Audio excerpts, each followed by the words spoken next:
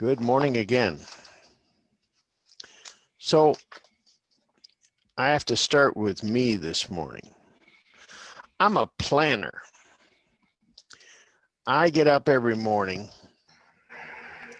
and I take my yesterday's list and I look at it and I notice all the things that I didn't do yesterday.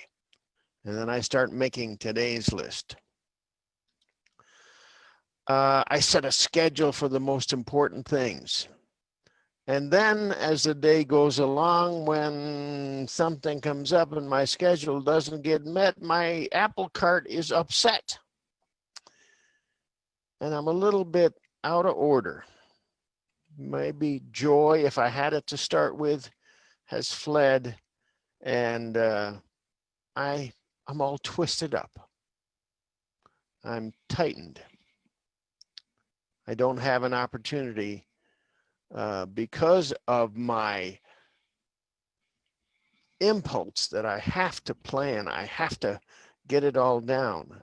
No possibility of spontaneity. That could be me. That probably is me for many days. And the topic that I approach today is something I'm very much learning on. So if we had time, I'd have you all chime in as we do on morning coffee. And if you haven't been to morning coffee, you're missing it, to share our collective wisdom about the topic that we discussed for the day. I've thought often of life as serious stuff, and I had endeavored to approach it that way. But life is more than that. Life is lighthearted stuff, and life is prayer. Our co-founder, Charles Fillmore, describes prayer very simply as communion with God. And that's one of our very dear 5 principles, communion with God. And prayer and meditation are very much a part of our lives as we approach spiritual practice. It's, I might say, I would call it connectedness with the divine within. Communion with God, connectedness with the divine within. Now, where does this come in with prayer? Well, all of life is an opportunity to connect with the divine. So it has been said that all of life is a prayer, or at least the opportunity for prayer. So the topic that we discussed today, play, is also a prayer. So that's why I chose the title, Play, a Prayerful Activity, because it is. And let me develop that a little bit. Connection with the divine within, or with our authentic self, can live itself out in play. And prayer and play then are linked. And when experienced, it transports us into a realm of divine flow. We talk about flow often, and that's that place of ease, the place that we are not restrained, the place that we're open, the place that we're transformed, the place that we imagine, the place that we change. When we consider play, we often think about children or animals. So as in our meditation, that 5-6-year-old time is a time when children are just playful, and we delight in them while hanging on to our idea that they, like us, probably will come to that place where play is excess, is not needed anymore, because there's so many more important things to do. But think of children for a minute. How even pre-verbally, before they can talk, they suddenly, for the first time, quote a smile that is in fact an invitation to play. And play is such a big part for them of their lives. In fact, it's really a developmental part of their life. Neuroscientists will tell us that the activity of play is important to development. I ran across something from, and I'm going to share something here for just a minute, something from okay, I'm working on this. That's not what I'm trying to do. Let's try it one more time. Oh, here's what I'm trying to share. Okay, I'm almost there. I'm not as good as our maestro at the AV, Tom. So children, when they're playing, and often playing outside, connecting with nature, from this little howwelearn.com website, I found this, and I just love it. I will understand problem solving, self-exploration, decision-making, number relationships, structures, complex vocabulary, healthy living, cause and effect, creativity, imaginative thinking, and my natural world when I am big, because I play outside while I am little. That exercise of play for the child is something that's very important in the development of the child. In fact, that at that point in their lives, there are many, many neurons looking to make connections. And the connections that are made in that time are ones that really work for that child, and they're instructive to even DNA in making patterns for their lives that really work for them and help them develop and help them learn. Let me stop this for a minute and go on. I love that play is not just, well, kids do it when they do it, but it is an opportunity to develop. And I think we will have yet something to learn for that.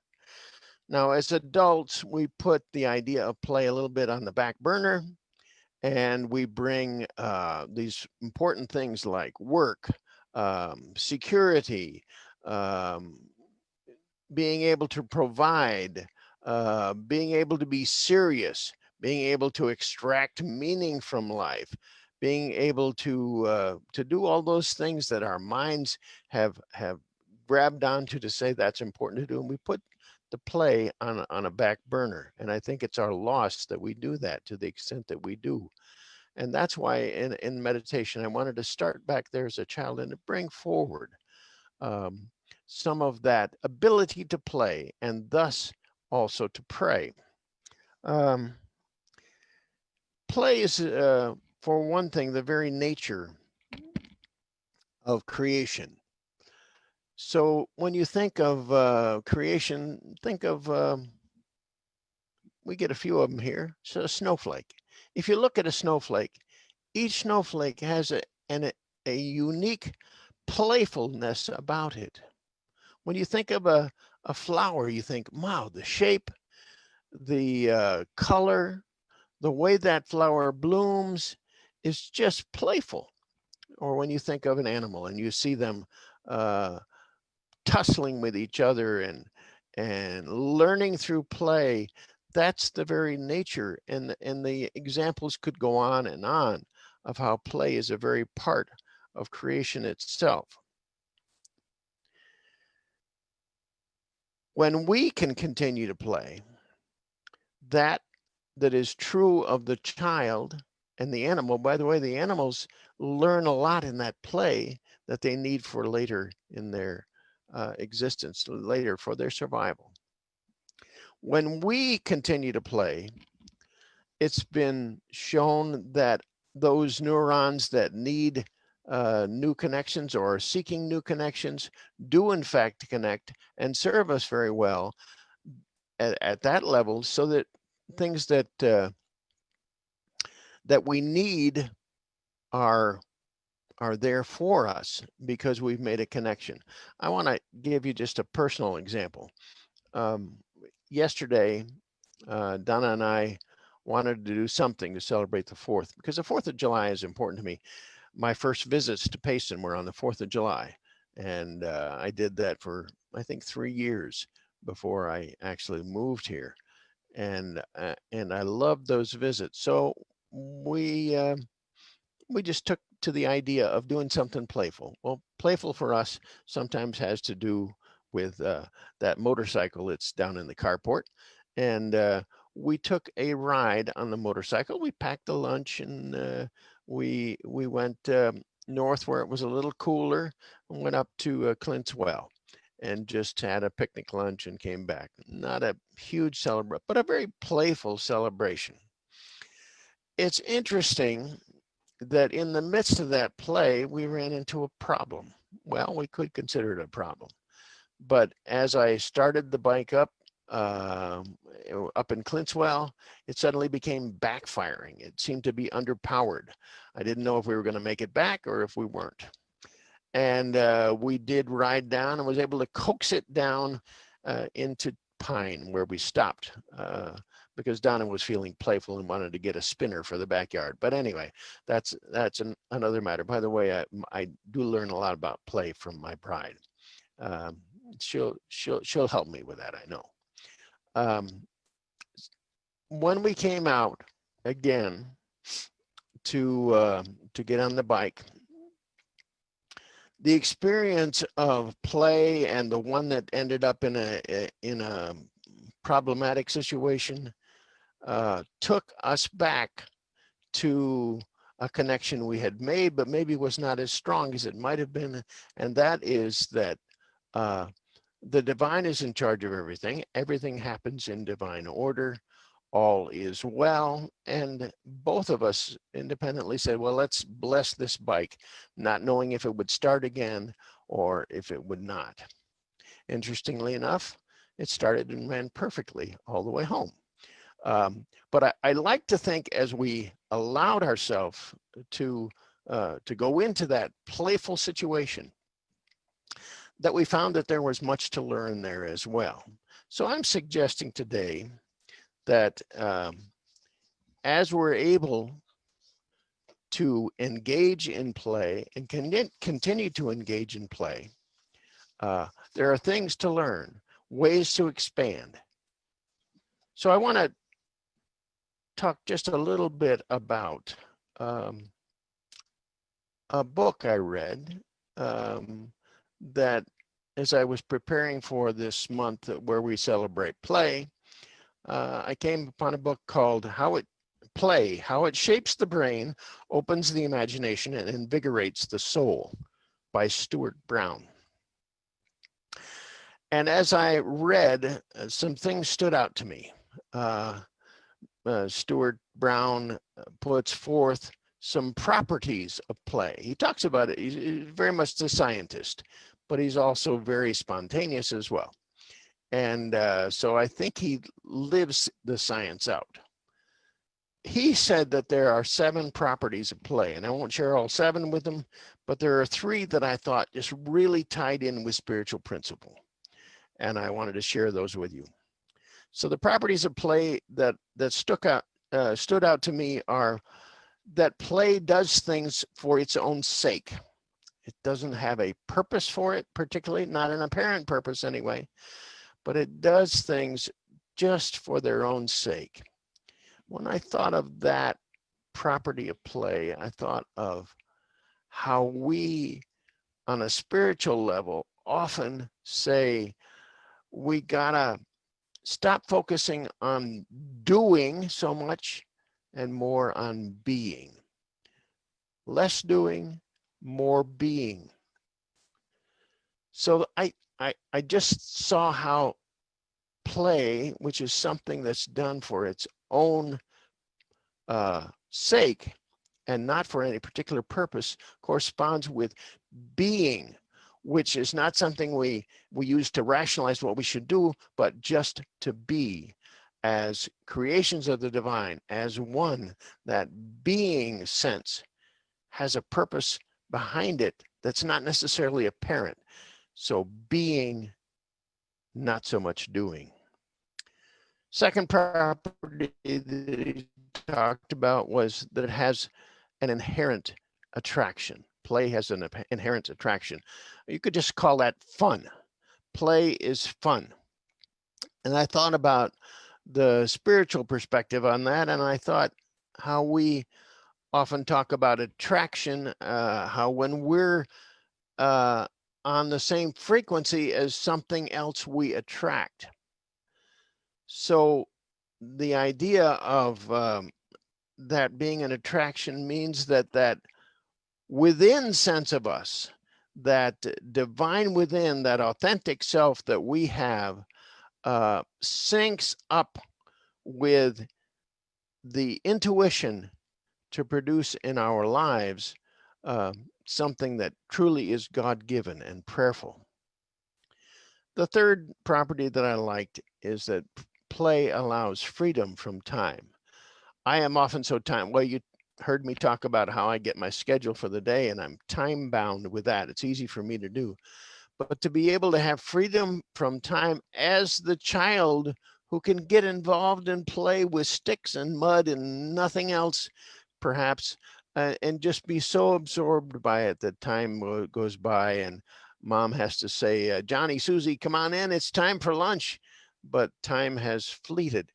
So play is something that that just allows freedom from time. And that reminds me of the truth that the eternal present is where we are destined and charged to live, in the eternal present, not in the past, not in the future, but in the eternal present. So that freedom of the sense of being freed from the linear concerns and being able to live in the eternal present. So for me, when I look at this, play takes on a new idea, because I like how those spiritual principles tie it in with the properties of play. And I can see very much how that play is a very prayerful, very spiritual activity. But how do you do that? And that's what I often ask. How do you do that? Well, planning to play doesn't work very well, because it's it's still part of that linear thing, and it's very arbitrary, and you don't really get the juice out of it that you might. So we know not that. One thing that does work very well is accepting an invitation to play. Now, I'm learning this. I get invitations from my bride to play. I often kind of defer, or have. I'm learning, I really am. But that invitation and the acceptance of an invitation to play is one way to be able to make that come alive in our lives. And I see Donna holding up her rose. She's playing right now.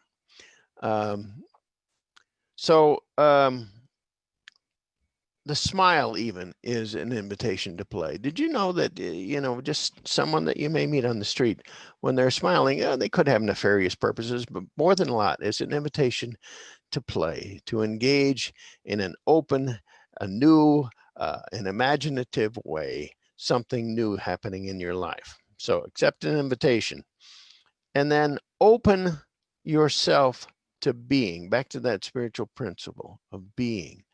So when we open ourselves to being, we sort of let fall away some of the things that bind us. Now, this is a choice, and it's a little bit difficult, but when we open ourselves to being, not to controlling the outcome, not to predicting exactly what's going to happen, then, in fact, we're engaged in play, and there is no other apparent purpose right at that moment than to open ourselves to being. And then the fourth thing that I would say is that you reckon play to be divine. Know that play is communication with the divine. Know that play is a connection with your authentic self. Know that play is freeing. Know that play is prayerful, a part of that communication with God. So if you want flow in your life, and who doesn't? We will like that ease and flow. I would say this: open yourself to it, play, and so it is.